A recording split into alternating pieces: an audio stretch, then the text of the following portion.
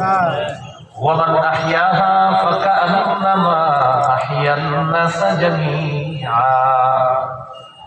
যে ব্যক্তি একটা মানুষের প্রাণ বাঁচাইল, সে সারা পৃথিবীর মানুষের প্রাণ কেমন যেন বাঁচাইল। তাহলে এই জুলুম নির্যাতন করা এগুলো অন্যায়, অবিচার। আল্লাহ আমাদেরকে এই সমস্ত অন্যায় থেকে হেফাজত করেন। দুনিয়াতে যে যত বড় জালেম হয় সে তত বড় মিথ্যাবাদী হয়। যে যত বড় জালেম হয় সে তত বড় মিথ্যাবাদী হয়।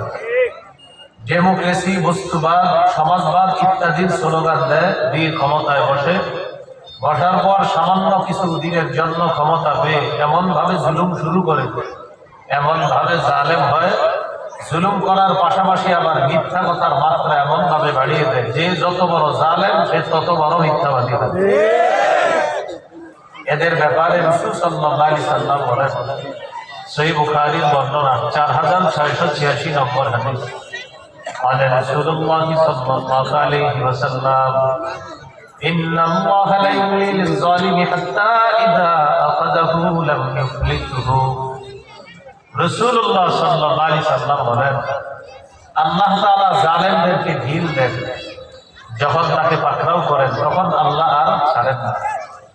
নবীজি কোরআনের একটা আয়াত তেলাওয়াত করেন, وكذلك أخذ ربك إذا أخذ القرى وهي ظالمة।